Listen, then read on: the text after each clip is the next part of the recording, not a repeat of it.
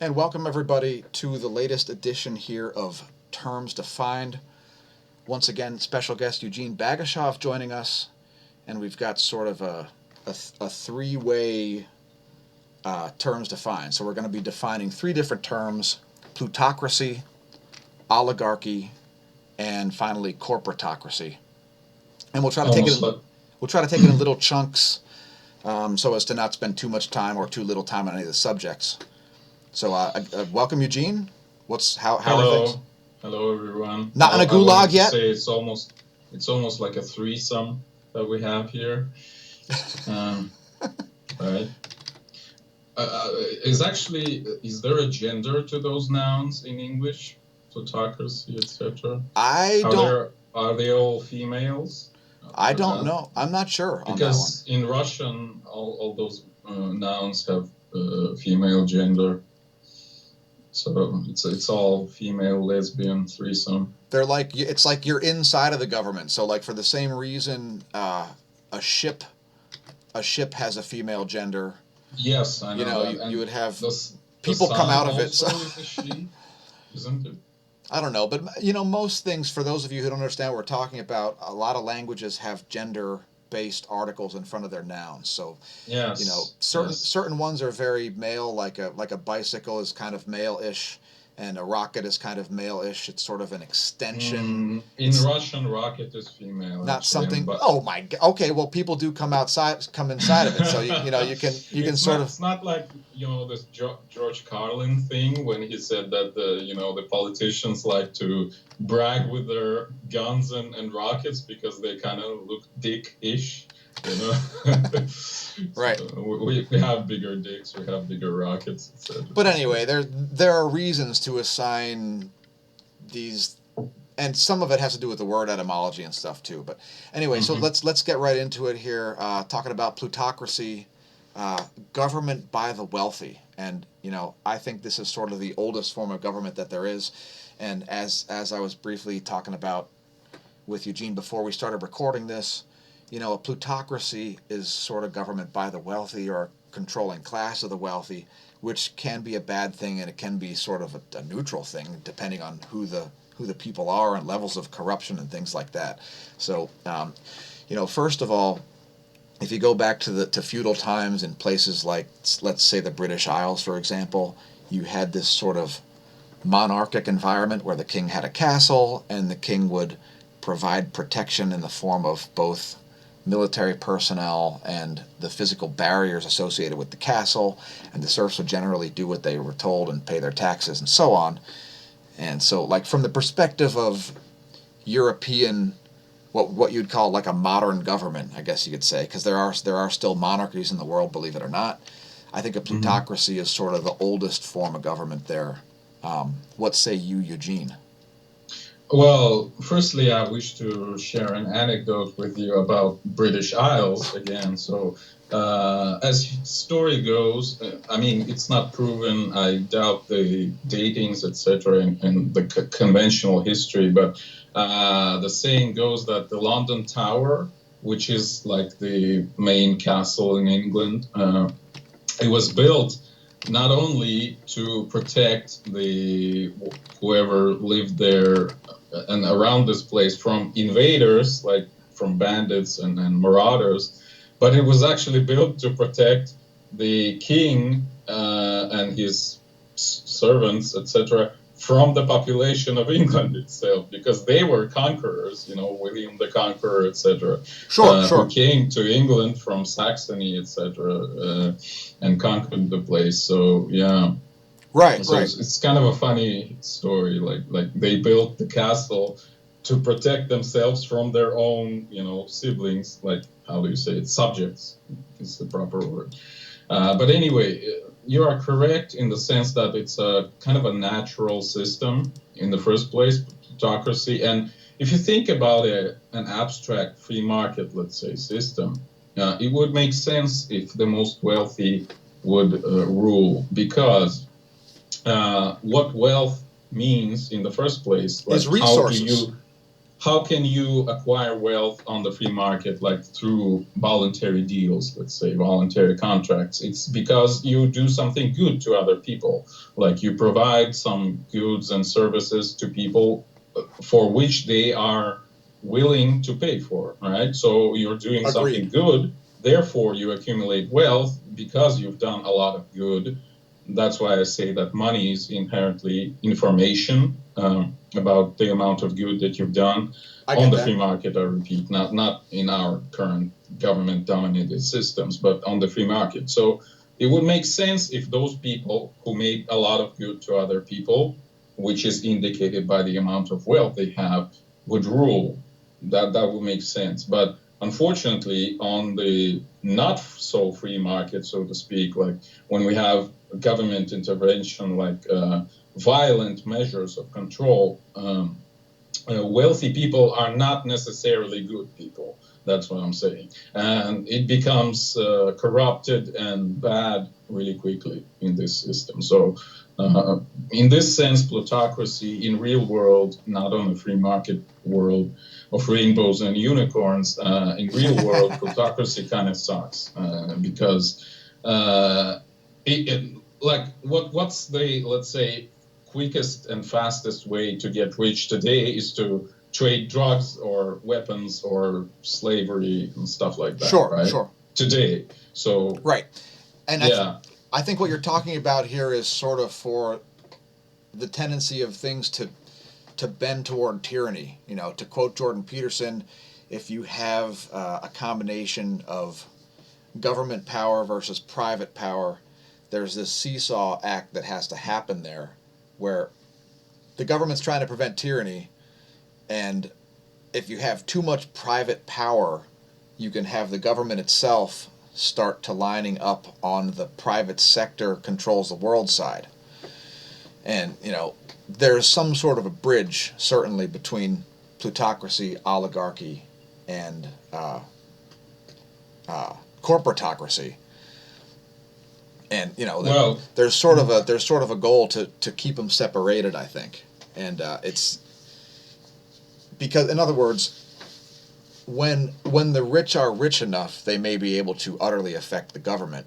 So, in other words, you could have a system which has all three in place, or sort of just two of the three in place, and they typically do coincide. And I think maybe perhaps the second two terms that we're defining today are part of an umbrella where plutocracy would certainly include oligarchy and corporatocracy. So I think that's such an important distinction there, because there's overlap between all three of these terms, I'll say. Yeah, well, that's certainly the case. But my point was that basically violent power, which is the government, for example, it corrupts plutocracy. So plutocracy in itself, like in a neutral meaning of the word, is not a bad thing. It becomes a bad thing when you include violence into the system, which is, for example, the government, the taxes, the lobbyists, the parliaments, and all the laws they make, etc. Because since when this thing is introduced, you have the possibility of making laws, let's say, that would benefit certain groups of people, while, you know, exactly having a detrimental effect on all the other people, essentially. So sure. And also in the case of a plutocracy, you can have a complete separation of resources between the rich and the poor. So some places have a very stark difference, where you have a very, very distinct ruling class, which is completely impenetrable by the lower classes. Places that actually have essentially what's a formal caste system, where if you try to date somebody outside of your caste, you can end up thrown out of your caste, and so on. You know, and some of this sort of stuff happens in places like India, and, you know, which brings up important points about things like sexism and racism too, because for all of the international viewers that think the U.S. is some sort of racism and sexism capital of the world, they've got it utterly backward. Well, in terms of racism, you're definitely the capital of the world. Like in my country, there is no racism, basically, because we're mono-racist nation, so we don't Oh, have right. that Well, problem in the first place. But yeah, indeed, America has always been a racist country in the sense that the races were always treated differently. That's what I mean by racism. not in Like a there systemic is a fashion. discrimination. Like a black dude, even today, I mean, a black dude can say the word nigger, whereas white dude cannot say the word nigger. You know, I that's guess racism. That's racism. I I guess I'll mean, be doing some audio formatting on this video later. No, okay. I'm just kidding. I'll actually leave that in. I assume it'll cause the video to get. But my point is that's racism. This is you're treating people differently depending on their color of their skin. You know what Not they're allowed to not say, on a what they're not systemic allowed to not say. in a systemic fashion though. Uh, These are not like government but mandates. So that doesn't really matter. I mean, the the fact that I'm not society going to say the perceives it this way, so the society is racist fundamentally. American society is racist, really. Like when they give race quotas in universities or whatever, that's racism. That's racial discrimination. Like uh, when Okay, they yeah, but lower you're not talking about racism against minorities in this case. You're now talking about racism against doesn't literally it doesn't me. matter against whom it's perpetrated. It's racism Yes, anyway. okay. It is true. It's any sort of differentiation between people of different races. Okay. That's racism. Well, while it is Any sort. I repeat, any sort. Like you're paying them their money, you're lowering their requirements for tests at universities, etc. That doesn't matter. You're that is a discriminating racist by policy. I race, and definitely that's agree. racism. I And America 100% was agree. always and still is a racist Okay, country. so who benefits from that systemic racism that you just described? Who benefits from that particular racism that you just talked about? Well, currently it's the minorities. It's certainly not white people. That much I can tell. Yeah.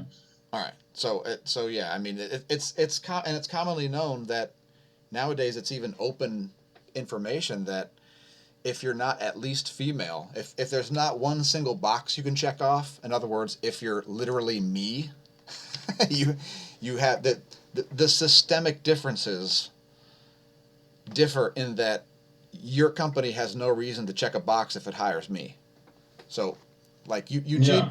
Eugene is correct about this, If you but are I think white, the systemic white racism that he talks about heterosexual in the U.S. male, you're not ticking any boxes at all. Right, and I think what Eugene's talking about as far as the current state of affairs with the racism in the U.S., it might not be what you think.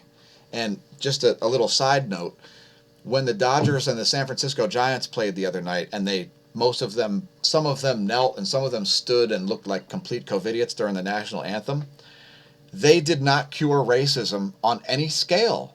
The Taiwanese guy that hates the guy from China and the Bangladeshi that hates the Pakistani didn't care, aren't gonna care, and will never care who kneels or who stands or what national anthems played at a sports arena. So just for all you plutocrats out there that are watching the video and you're managing a sports team, people view sports as escapism and they prefer not to hear your politics during the matches. Just saying. And As somebody who's been a living billboard for the last 25 years, there are certain things that I'll refuse to say and certain things that I'll refuse not to say as a result of that. I just want to mention that in the comments under my last video, I mentioned that sports is actually one of the channels of one of the things to channel our religious feelings into, like Right. in like sports in some sense substituted religion currently, because religion kind of sucks and we all know that, but we still need this feeling of unitedness with other people. Like, yeah, this last video, remnant religiousness. So I didn't mention it in the video because I kind of forgot about it. I actually didn't thought about it in the first place, but I mentioned it in the comments. That Yeah, like so uniting with other people in rooting for your team is one of the channels of putting your religious feelings into when religion is no longer existent, basically, yeah, in current society. because you're like, "Oh, my team lost. Now I'm pissed." And now Yeah, yeah. Eugene's pissed too, and now Eugene Well, and I can bond about how mad we are that our team lost. You know, it's Well, it's a negative aspect of this thing, but there's certainly a more stronger positive aspect when you're rooting for your team, when your team is winning, etc., and you're singing the hymn, the anthem of the team or whatever, and you're all on the stadium, and there's like tens of thousands of people yeah, all but kind of cheering. it's a I mean, morale it's boost. it's a religious experience fundamentally. Yeah, That's what I'm and saying. it's a morale boost whether you're experiencing it on the negative side or the positive side. There's still some sort of a morale boost style thing that happens. And anyway, everybody, don't forget to subscribe to Eugene the Philosopher. That's Philostopher. And Yeah. I really enjoyed the Boring World one, and there's great videos about quantum mechanics and stuff in there. So that's great. Let's move on to the second term to define. Okay. It's oligarchy. So Mm-hmm. this one, and again, we're just using Merriam-Webster here because I think we're both, Eugene and I are both locked and loaded on these subjects to begin with because we sort of understand the different forms of government, just fundamentally speaking. So anyway, I wouldn't say that. I don't think we understand anything, to be honest. Like we're just stumbling in the dark. no, I think you know what you're talking about at least. So in any case, to quote Merriam-Webster, government by the few, government in which a small group exercises control an organization under oligarchic control. And I think the prime example of this would be the Chinese Communist Party. So while the entire country of China is an entirely different thing than the Chinese Communist Party, Mm-hmm. China is a legit oligarchy where it's almost like a Western country in terms of financial freedom if you're part of the sort of elite oligarch class. Chosen few. So to Yeah, speak. but anybody else, you could be in a fourth world country where there's like no plumbing and there's no electricity, and yet you could still go out and get a job, and you could buy a $50 smartphone and have access to practically all the information ever known to mankind, which sort of makes this, I think, in a lot of ways, the most archaic of all forms of government because it's so obvious and transparent to everybody in the modern world because of things like the internet and because of smartphones. It's actually a big thing in Africa currently. Places like Somalia, for example, like we've talked about this in some of the previous episodes, that Yeah, in Somalia. Somalia, the government is basically non-existent. That's why Yeah. their GDP rises like exponentially. Yeah, it's warlords. But It's ruled by warlords, essentially. well, that's an unfortunate consequence of their civil war. Yeah, But you think?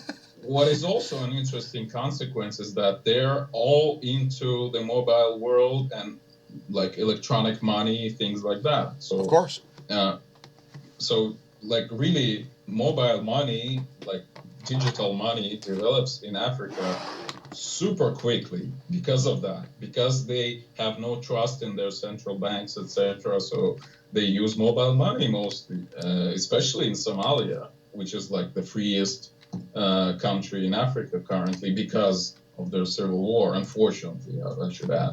Like if they just abolished their government through reforms and came to the free market peacefully, that would be a huge success.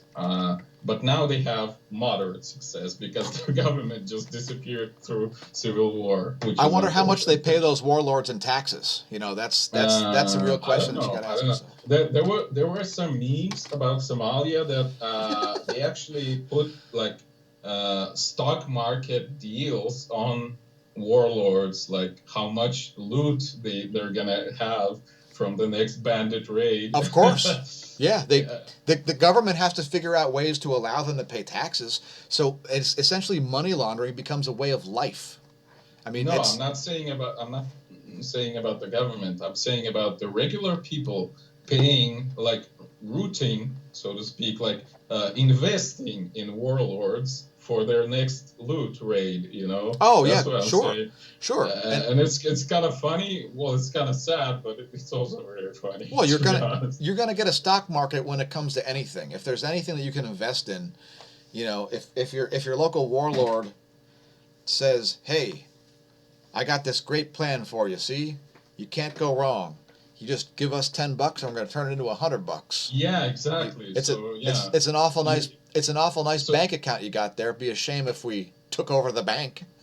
so they gather investments from regular people Yeah, on which they buy weapons to loot other people, and they loot right. other people Yeah, and return some yes. money to their investors, so to And so speak. this So let's go back to the Jordan yeah. Peterson example of a tyrannical seesaw between government and the private sector.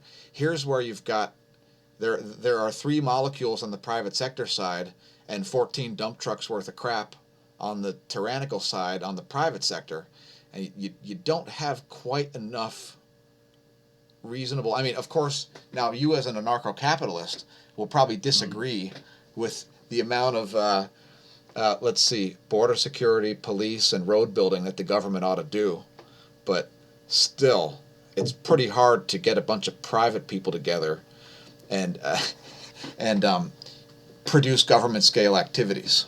No, it's not hard at all, especially today. Like crowdfunding gathers literally billions of dollars in a day, like for some, for some issue that people are concerned with. It's not a problem at all. You need an anarcho country that has a crowd-funded army, because I want to see how that works. I want to see how well that works for Well, a sovereign well, country. the most basic idea of how you can substitute government activities in a private sector is insurance companies. They Oh would, yeah. like, let's say you pay to your insurance company and it basically takes care of you, like healthcare, police, border security, or whatever. It takes Hold care on, of it. hold on, hold on. No insurance companies are providing police anytime soon. That's insurance Well, companies sell I'm not contracts. saying it's happening today. I'm saying that it's potentially possible. Like government, essentially, in a nutshell, is an insurance company of its own. So that's what I'm saying. Like it protects you. That's its primary purpose. Yeah, so Right? let's break this down for a second. In the United States, as far as I'm concerned, the main reason that I'm paying taxes is for air superiority. The first thing that I don't want to happen is for some enemy of me or the US to fly over and drop a bomb on me. Yeah, It's makes also the sense. most expensive thing that we're paying for. So, probably the most aggregate dollars per amount of tax paid goes to things like NORAD and all kinds of systems to prevent Well, somebody from dropping you're a actually bomb on wrong, me. And but I'm we'll being talk a little about bit that later. I'm being a little bit vague on purpose, but there's a certain reason to spend certain money on certain things, right? And when it comes to the reasons that I pay taxes, there comes a tipping point where if the government does enough things that are dumb enough, I will stop paying taxes. That I Hmm. will figure out a way to stop paying taxes. But Just you can't. You see, that's the issue, because you'll get in jail if you don't pay well, taxes. theoretically speaking.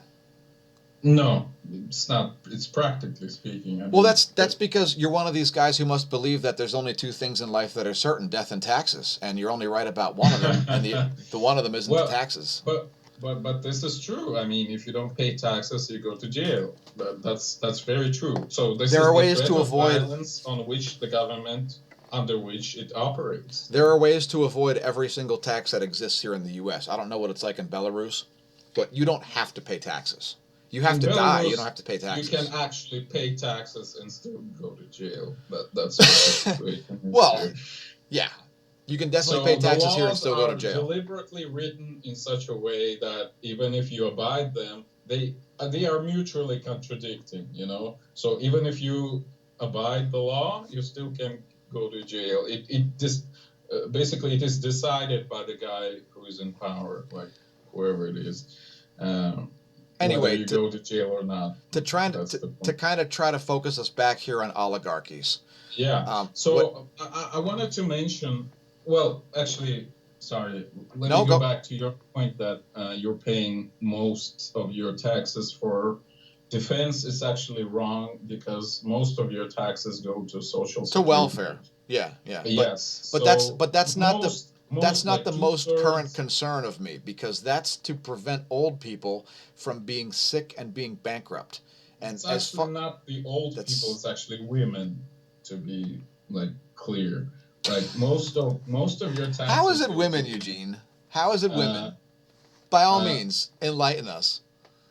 well, women are receivers of the welfare, net receivers. I mean, men are net taxpayers. So women receive from the budget more than they give into it, and men give into the budget more than they receive from it. So Ah, men are net taxpayers, and it's a very well known fact, but some people just overlook it. But anyway, so roughly 2/3 of American budget go to Social Security. So you're a socialist country, basically. That's what I'm saying. oh, I'm Uh, aware. I'm aware. I mean, and we haven't military been budget, capitalists since 1913. So that to be clear, yes, you're absolutely. I largely would correct. agree that the American economy was more or less free market after the Civil War and before 1900, roughly. So this Close three or enough. four decades was roughly the free market economy, and that's actually the period when there was the largest growth of economy in the U.S. Like literally almost tens or hundreds of percent per year GDP growth. Well, I'm actually probably wrong, but a lot, let's say, like tens of percent per year, let's say. And then when the Teddy Roosevelt came, when progressivists came, it became socialistic more and more. And when the Fed was instituted, it was game over, basically. So no Agreed. free market anymore since 1913 Agreed. for America. And it became much, much worse after World War II. Yes, and by the Like, way, this is part of an oligarchy because part of the way that the Federal Reserve got written in the first place is that it was largely written by bankers and the ultra rich. So just yes, this is not a conspiracy theory. This isn't me saying, "OMG, J.P. Morgan runs the world and the Illuminati has built spaceships that are yada yada yada."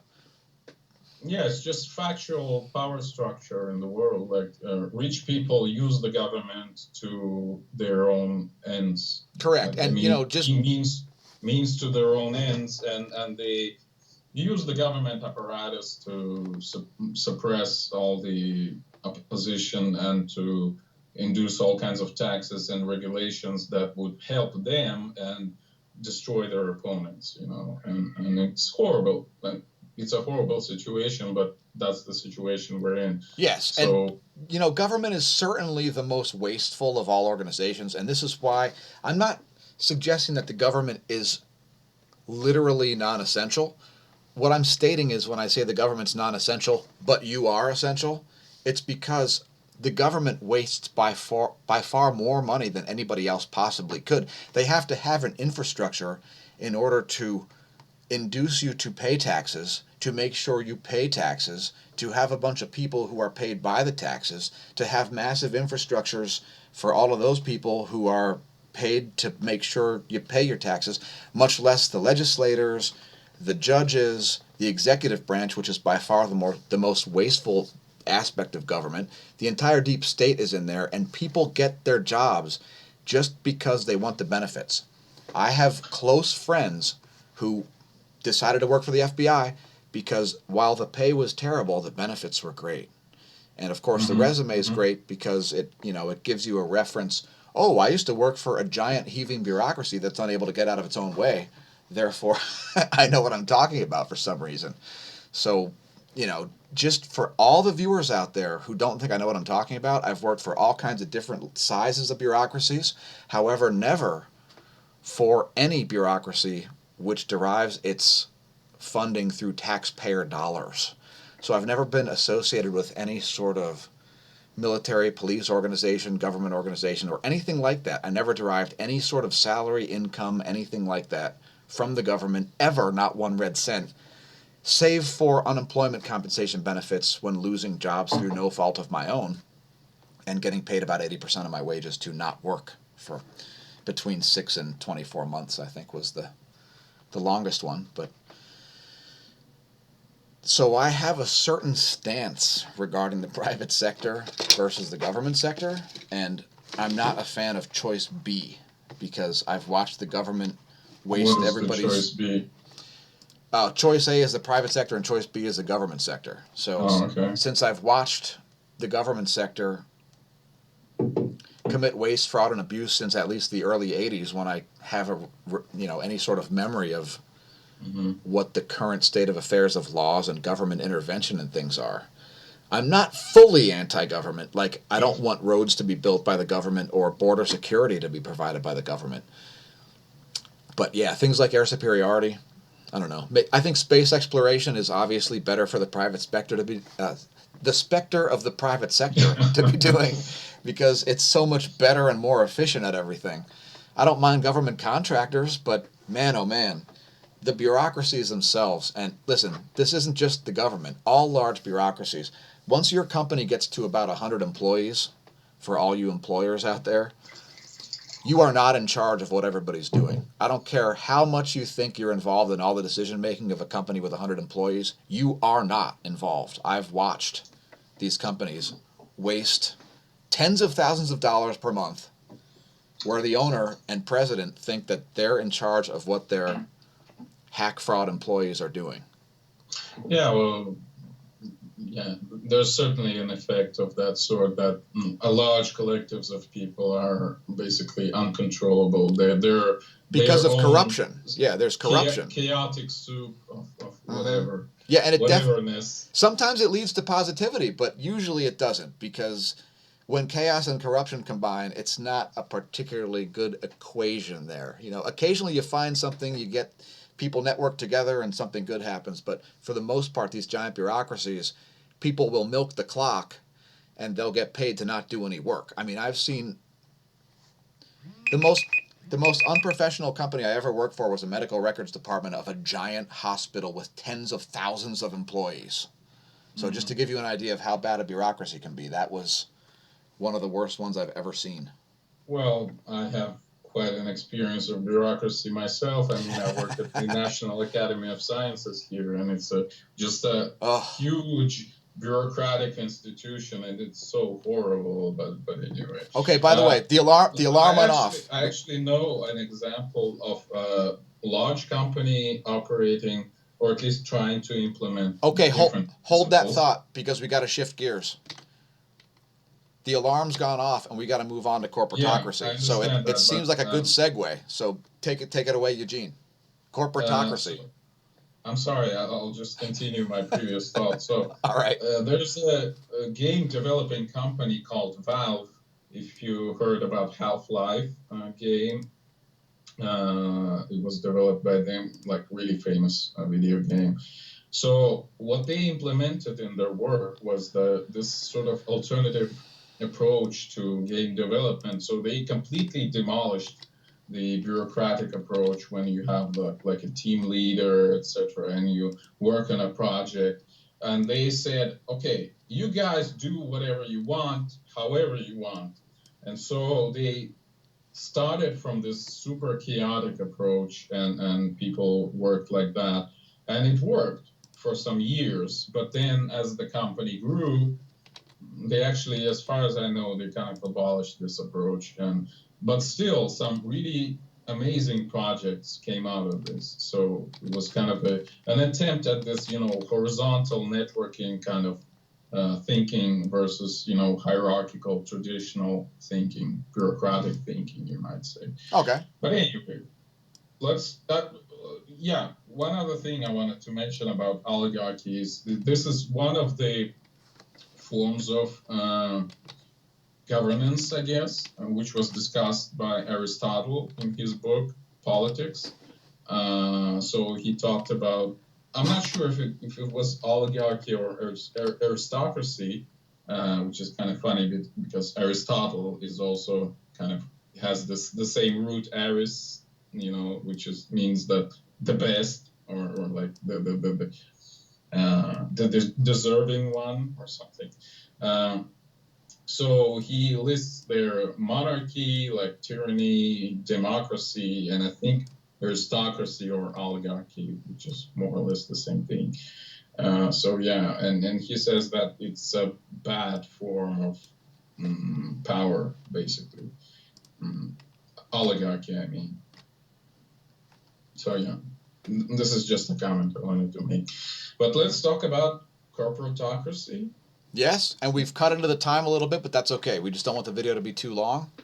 Yeah, So, well, yeah, corporatocracy is when you have the government being controlled by corporations. And corporations. there's a reason why we You put know, this in this order. We wanted to put plutocracy first, then oligarchy, and then corporatocracy because I think this is probably the most sophisticated because it requires the tentacles of these companies to be in all sort of aspects of life in order to get them into all aspects of government, in order for them to get into all aspects of what laws are and tax breaks and all that sort of stuff. So this has to do with the reason why the tax code in the U.S. is 70,000 pages long, and while there's not one single human being on earth who can figure out what the hell that's supposed to mean, the corporatocracy is part of the reason why uh, the entire tax code in the U.S. should be hurled in the garbage and should be replaced with like about a 25-page tax code that gets rid of all the breaks and subsidies for everybody. And tell your state, tell your federal legislator all about it.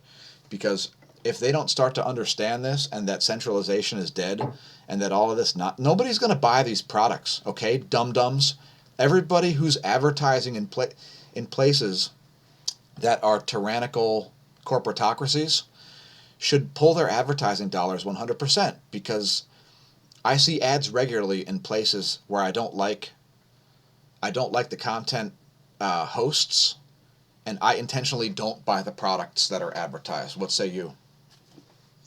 I just remembered this funny episode. There's a Scottish kind of like a stand-up comic. Well, isn't actually a stand-up comic, but there's a comedy show from Scotland. It's called smAsho, Limmy, Limmy. And there was an episode there. Well, they do comedy sketches basically. So Okay. there was a sketch about license agreement. Well, you talked about the amount of pages in the law code, etc., tax code.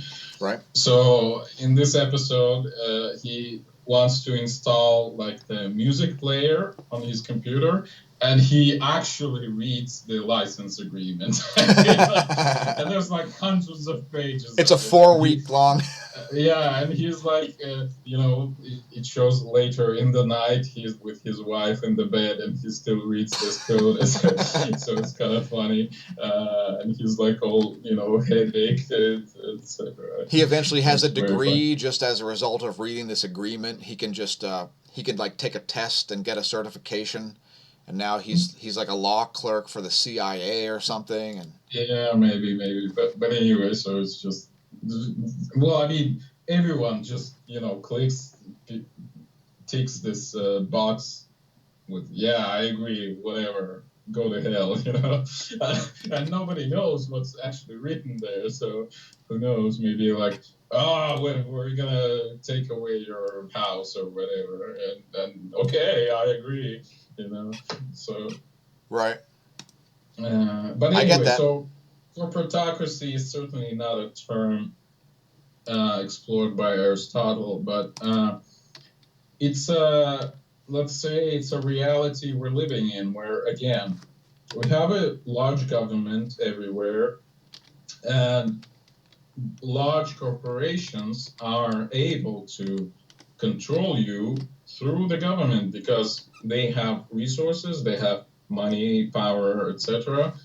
So they can Agreed. influence the government officials Agreed. to do whatever they want. So, for example, again, trade wars like quotas and tariffs on foreign products, like your local American, for example, car producers might induce through the government, through the laws, etc., through the president or whatever, introduce new tariffs, new quotas on imported cars, and they would get much more profit through that because imported cars, however good and cheap they were, the consumer pays for those tariffs.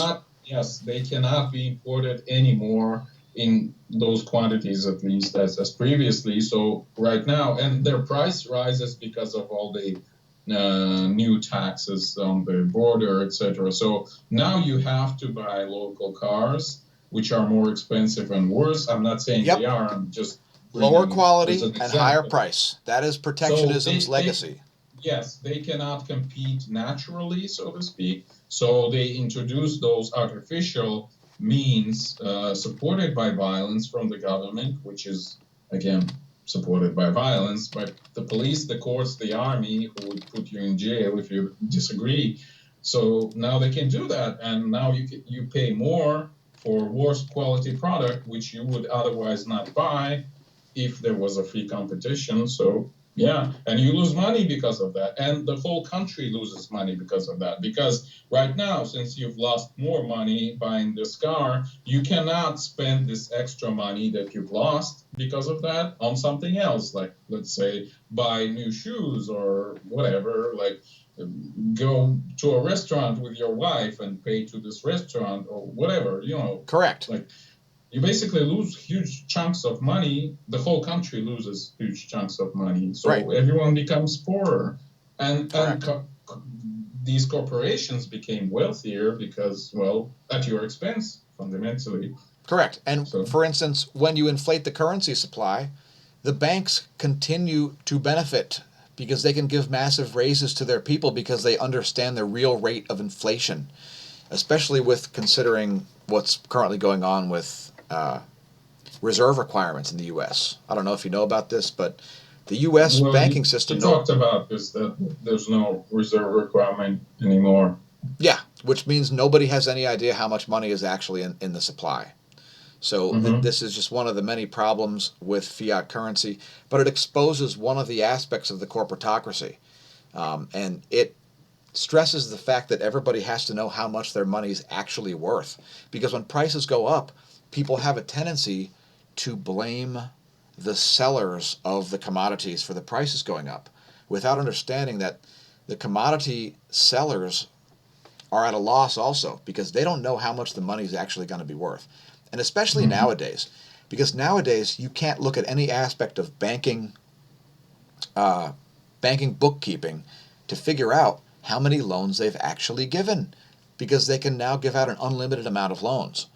So while they still may be on the hook for failing, if you noticed, there's been a tendency for only the biggest banks in the U.S. to keep getting bigger and bigger and bigger.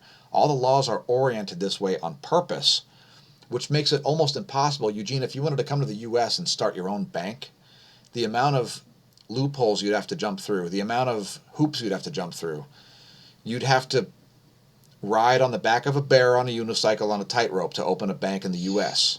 Probably suck some dicks too. And it's not just because of the FDIC, it's because of a lot of different features, but the FDIC is one of those features. And it's not federal, it's not a deposit, and it's not insurance. So the FDIC stands for the Federal Deposit Insurance Commission, and it's none of those things. It's named that, and it's a fee that banks have to pay, but it's not really federal because it's not the government. It's not really a deposit because the deposits have nothing to do with the alleged payouts, like what would happen if a bank was robbed. It's not insurance in that it's not a contract where a company says, oh, hi, you've written this contract, which means if this thing happens, then that thing happens. It's not that. And it's not a corporation, because if it was a corporation, it would probably be profitable. And it's just a weird aspect. Now, of course, legal tender laws figure into this also, but perhaps I've gone too far down the tangent of the banking aspects of corporatocracy. But just keep in mind that the largest block of business in the world is the interest on corporate loans and international loans. So for banks like the Federal Reserve and the European Central Bank and the Japanese Central Bank and all central banks to artificially control interest rates regarding those loans is the opposite of capitalism, because markets should control the prices of things. I'm looking at myself at your screen, and there's this stupid, like, flare from the lamp on my nose. Looks really stupid, but anyway. When you say corporations, it actually makes me remember Fugazi, this post-punk band, post-hardcore from Washington. They have a song called Five Corporations. There you go. Now it looks like you're wearing a mask, Eugene. That's now it's fine. Okay. You'll be more comfortable to U.S. viewers. Nobody will be being neurotic about thinking you're going to breathe on them. Yeah. Well, you know that in my country, coronavirus doesn't exist, and it's actually super hypocritical because right now it's been cured by sauna and vodka, as according to yes, your president, but right? right now the president came and said that, you know, we actually spent like $500 million or $200 million on Corona, even though previously he denied its existence in the first place. So it's oh damn, it's so painful. It's so oh my god, it's I mean, our society currently is so stressed and so nervous because of the coming elections, and everyone starts making mistakes of all kinds, especially the current leaders. So yeah, they know that they're gonna fail. I mean, literally, they have maybe 20% support. So, and it's gonna be riots on the streets. Oh man, and I'm gonna participate because I'm against the current power. So maybe I'll get shot or whatever. Or have you learned how to say cheddar yet? Because look at this. This thing's right. Look at this thing above my head here. This is bullshit, Eugene. Look at this. What the? It says COVID. It's made in cheddar. Have you learned how to say cheddar yet? CHIDA. You know how you know? Oh, Chad. Cheddar. That's the term from the manosphere. From Trump. You gotta say it like Trump. You gotta say it like Trump. Cheddar. It's cheap plastic virus made in. Watch this. Look at that. It's gone, and now it just reappears. I better wear a mask. Oh my god! I'm so. No, I thought you referred to this meme like. No. Virgin someone versus Chad someone, like Chad and Tyrone. You know, the proverbial characters of this meme that get all the girls, whereas, you know, random anonymous gets none. Yeah, I get that. So anyway. Anyway, I'm glad it was cured. Hold on, let me just. Do you ever play Street Fighter 2? For you.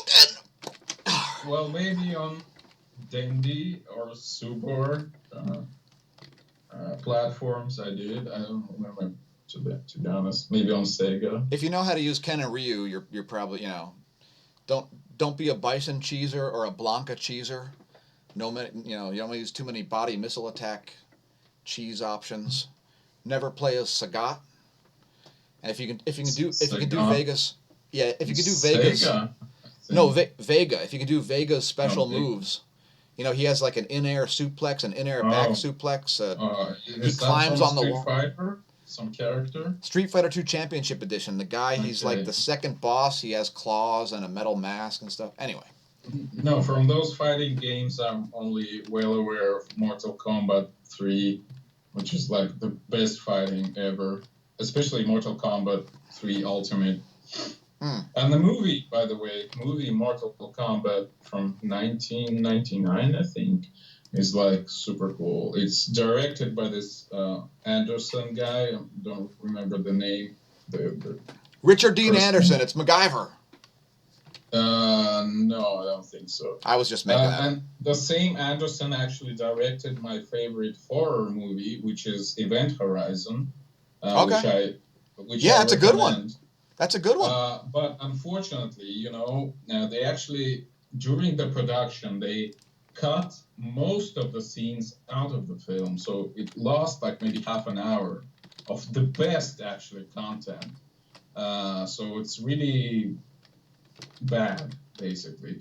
You know, they hired deliberately like porn actors to participate. So you can, you know, figure out what kind of content they've cut out. So it was the best content.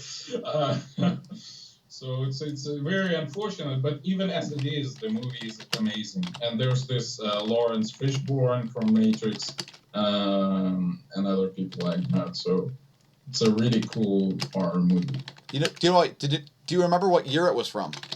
I think 1997, but you can Google that easily. I'm not Googling it. Don't quote me. Don't go talking on my channel using Google as a verb. What the hell is wrong with you, man? You're from Belarus. Well, you can duck go that. Is that better? All right. Or just a web search. I recently searched something, and And I found that indeed Google censors results quite heavily. So No, not on that, Google. Has anybody ever said this to you before, Eugene? Like, oh, I don't know, maybe guys well, like, oh, on DuckDuckGo, I was able to find the needed article like in a second, whereas on Google it wasn't existed at all. You know why? Because So nobody paid Google to put it up at the top of the search bar. The story I tell people all the time is about in 2011 or 2012, I searched for a URL of a major company. I don't remember what it was. It was something about electronics, I want to say. I typed in the URL, the whole http://www website.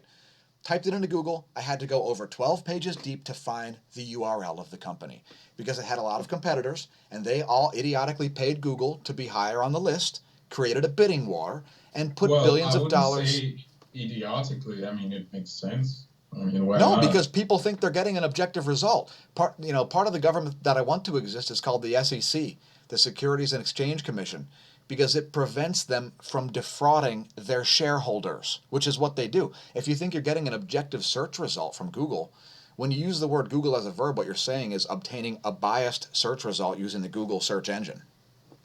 I agree. So my bad. Sorry. Like, It's all right. well, You can't seriously, like blaspheme, man.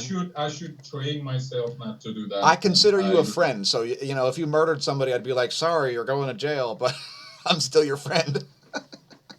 No, you're right. I mean, I totally agree. You're Anyway, right here. anything else about plutocracies, oligarchies, and corporatocracies?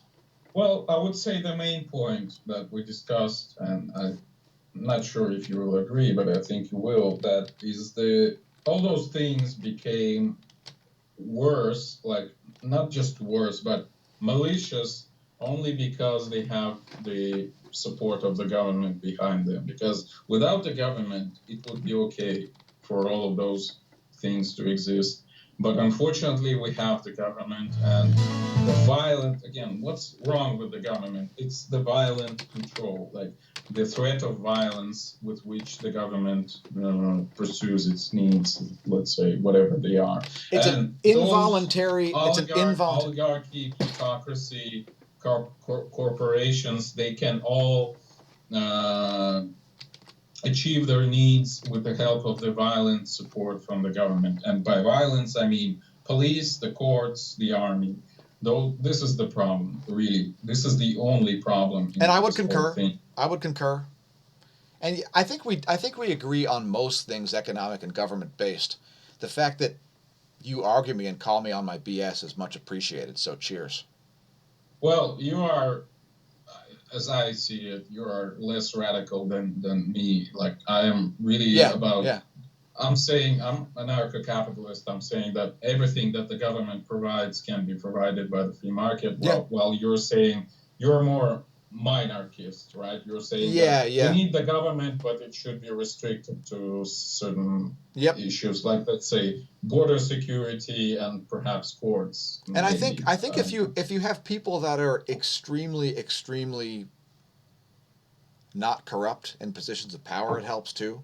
So when you have, the less positions of power that you have, the more important it is for people in those positions to not be corrupt. And I think there's a lot of evidence to shrink governments, especially because of things like the internet. I say it over and over again: centralization is dead. So yeah, well, we have examples of really good governments in Europe, for example, like again in Scandinavian countries, yeah, in Baltic countries, in Denmark, in Germany. which The are not governments are really socialist. good. They're I not mean, the people socialist. who work there are really good and not corrupt at all. The problem is that the European Union itself is super socialistic and super highly regulating. And highly So if you, centralized. Yep. roughly speaking, if you diminish the possibilities of these governments, life would become much better for everyone there because people are good there. The system is bad there, unfortunately. Yeah, I agree. Anyway, let's close this thing out. Thanks for joining us here on the latest terms defined. We decided to do 3 terms at once because it was about an hour worth of small distinctions, and I know Eugene likes small distinctions as he's a theoretical particle physicist. How's your PhD going at this point? Philosopher. How's your PhD going at this point? I got to ask. Not better than previously. All It's right. the same. Although I know you'll bring it back. I'm actually writing a paper currently, a research paper, Excellent. and I hope to get some new results soon. So All right, well, maybe something would shift. Yeah. I hope to read it soon, and may everybody go subscribe to Eugene over there, YouTube, Eugene the Philosopher. And Yeah. thanks again, and we'll be reaching out to you for more terms to find and perhaps some other things in the near future. Yeah, thank you for having me, and thanks to all the listeners for being here. Goodbye. All right, cheers.